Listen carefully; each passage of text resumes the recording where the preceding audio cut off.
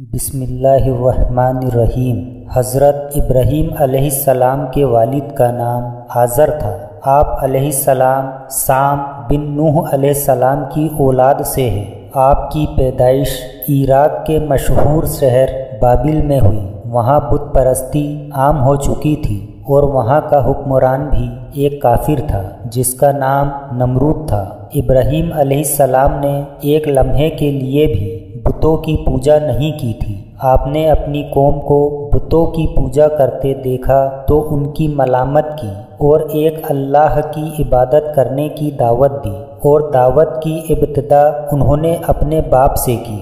جب انہوں نے اپنے باپ سے کہا، اے میرے باپ، بے شک وہ علم مجھے عطا ہوا ہے جو تمہیں حاصل نہیں، اسی لیے میری اطاعت کریں، میں آپ کو سیدھا راستہ دکھاؤں گا۔ اے میرے باپ، شیطان کی عبادت نہ کریں، بے شک شیطان اللہ کا نافرمان ہے۔ مگر افسوس آزر پر ابراہیم علیہ السلام کی نصیحتوں کا کوئی اثر نہ ہوا، اور اپنے بیٹے حضرت ابراہیم علیہ السلام سے کہنے لگا، اگر تو بتوں کی برائی کرنے سے باز نہ آئے گا تو میں تجھ کو پتھر مار کر ہلاک کر دوں گا، اور کہا، تو مجھ سے اتنا دور ہو جا کہ کبھی نظر نہ آئے۔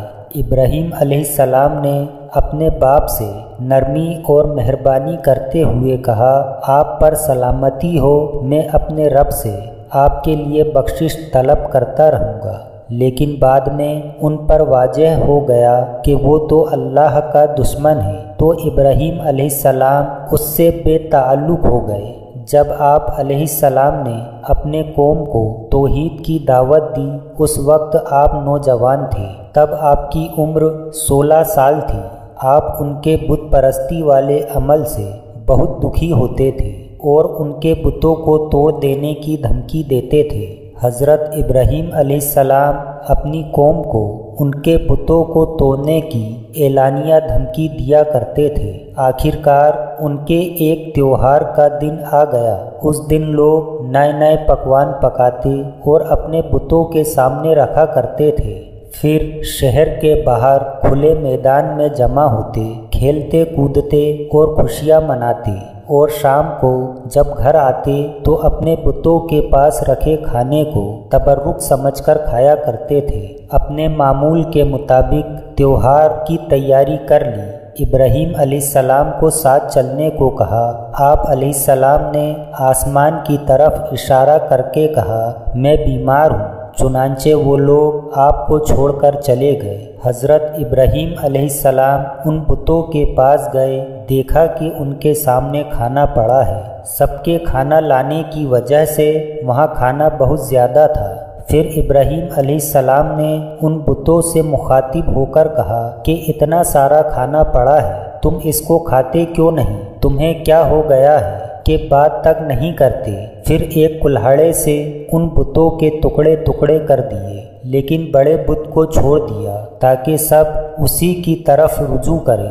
جب مشرکین میلے سے واپس آئے تو اپنے بتوں کو دیکھا کہ وہ سب ٹوٹے اوندھے منہ پڑے ہوئے ہیں۔ وہ حیران رہ گئے کہ یہ کیسے ہو گیا۔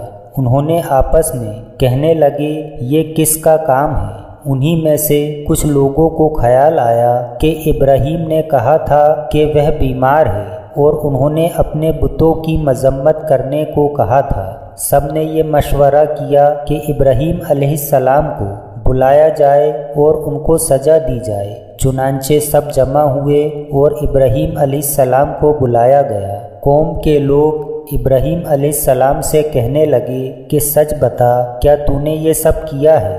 جواب میں ابراہیم علیہ السلام نے کہا، یہ کام تو اس بڑے بت کا ہے، مجھ سے کیوں پوچھتے ہو؟ تم اپنے معبودوں سے کیوں نہیں پوچھ لیتے؟ وہ سب سوچ میں پڑ گئے، پھر کہنے لگے، اے ابراہیم، کیا تمہیں پتہ نہیں یہ بے زبان ہیں، یہ بول نہیں سکتے؟ پھر ابراہیم علیہ السلام بولے، تم اس چیز کی عبادت کرتے ہو جو تمہیں کچھ نفع نہ دے سکے اور نہ نقصان پہنچا سکے۔ تعجب ہے تم پر اور ان پر جو اللہ کے سوا پکارتے ہیں، کیا تم میں بالکل عقل نہیں ہے؟ اس سب کے باوجود بھی وہ کفر پر ڈٹے رہے۔